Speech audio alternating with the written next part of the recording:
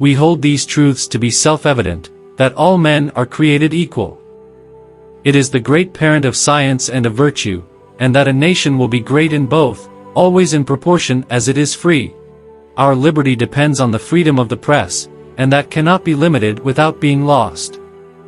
I cannot live without books. Honesty is the first chapter of the book Wisdom. The man who reads nothing at all is better educated than the man who reads nothing but newspapers. Do you want to know who you are? Don't ask. Act.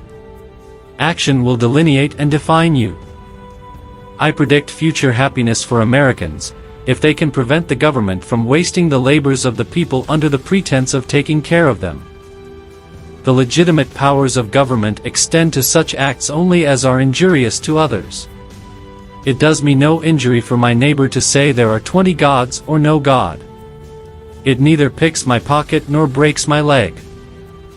I sincerely believe that banking establishments are more dangerous than standing armies, and that the principle of spending money to be paid by posterity, under the name of funding, is but swindling futurity on a large scale.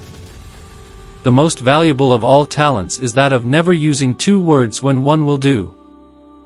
I'm a greater believer in luck, and I find the harder I work the more I have of it. We in America do not have government by the majority. We have government by the majority who participate. I would rather be exposed to the inconveniences attending too much liberty than to those attending too small a degree of it. Our civil rights have no dependence on our religious opinions any more than our opinions in physics or geometry. History, in general, only informs us what bad government is. I have observed, indeed, generally, that while in Protestant countries the defections from the Platonic Christianity of the priests is to deism, in Catholic countries they are to atheism. Diderot, D'Alembert, D'Albach, Condorcet, are known to have been among the most virtuous of men. Their virtue, then, must have had some other foundation than the love of God. Nothing gives one person so much advantage over another as to remain always cool and unruffled under all circumstances. Determine never to be idle. No person will have occasion to complain of the want of time, who never loses any. It is wonderful how much may be done, if we are always doing. I had rather be shut up in a very modest cottage with my books, my family, and a few old friends, dining on simple bacon, and letting the world roll on as it liked, than to occupy the most splendid post, which any human power can give. If a nation expects to be ignorant and free, in a state of civilization, it expects what never was and never will be. I hold it that a little rebellion now and then is a good thing, and as necessary in the political world as storms in the physical. Unsuccessful rebellions indeed generally establish the encroachments on the rights of the people which have produced them. An observation of this truth should render honest Republican governors so mild in their punishment of rebellions, as not to discourage them too much. It is a medicine necessary for the sound health of government. I know no safe depository of the ultimate powers of the society but the people themselves, and if we think them not enlightened enough to exercise their control with a wholesome discretion, the remedy is not to take it from them, but to inform their discretion by education. This is the true corrective of abuses of constitutional power. I write nothing for publication, and last of all things should it be on the subject of religion. On the dogmas of religion as distinguished from moral principles, all mankind, from the beginning of the world to this day, have been quarreling, fighting, burning and torturing one another, for abstractions unintelligible to themselves and to all others, and absolutely beyond the comprehension of the human mind. Were I to enter on that arena, I should only add an unit to the number of bedlamites. I am not an advocate for frequent changes in laws and constitutions. But laws and institutions must go hand in hand with the progress of the human mind. As that becomes more developed, more enlightened, as new discoveries are made, new truths discovered and manners and opinions change, with the change of circumstances, institutions must advance also to keep pace with the times. We might as well require a man to wear still the coat which fitted him when a boy as civilized society to remain ever under the regimen of their barbarous ancestors. As you say of yourself, I too am an Epicurean. I consider the genuine, not the imputed, doctrines of Epicurus as containing everything rational in moral philosophy which Greece and Rome have left us.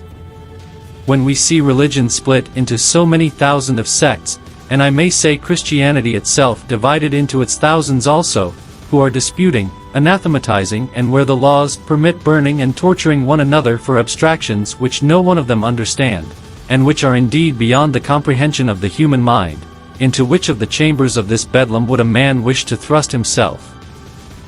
There is nothing more unequal than the equal treatment of unequal people. The whole art of government consists in the art of being honest. When once we quit the basis of sensation, all is in the wind.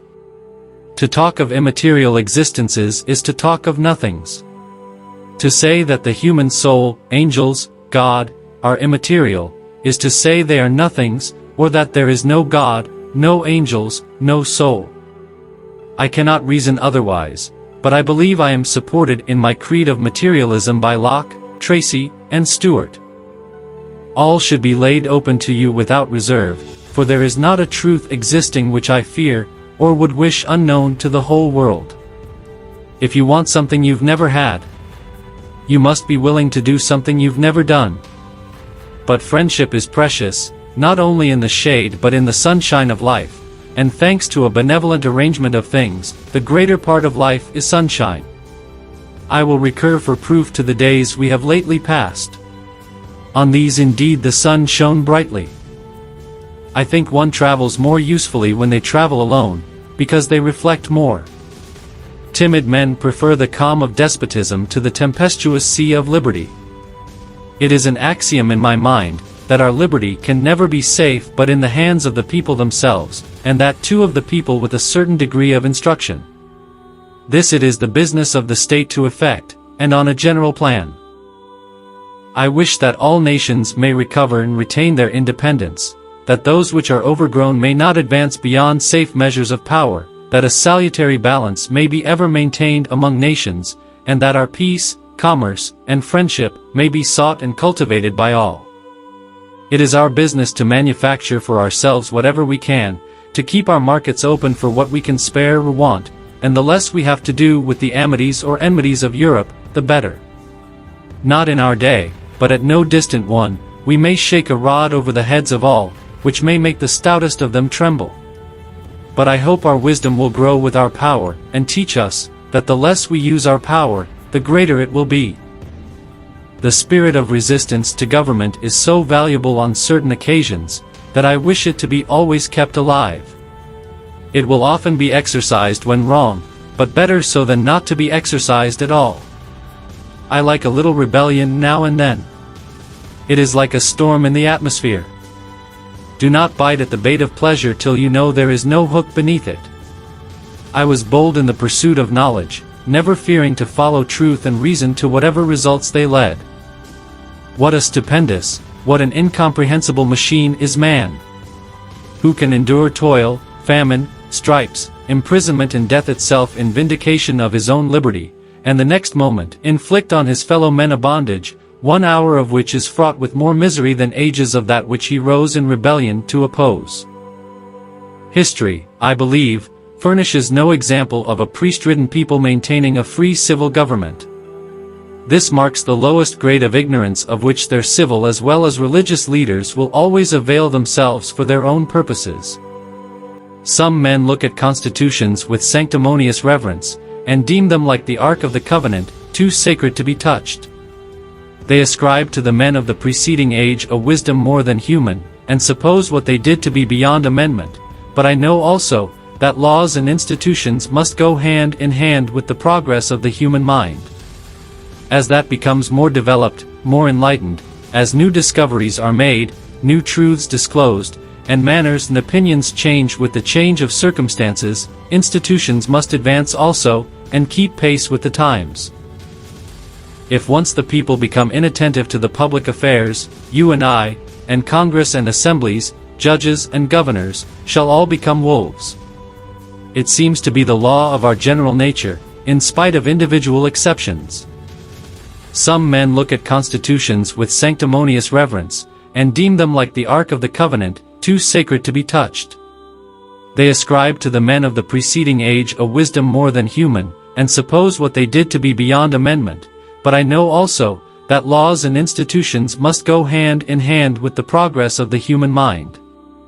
As that becomes more developed, more enlightened, as new discoveries are made, new truths disclosed, and manners and opinions change with the change of circumstances, institutions must advance also, and keep pace with the times.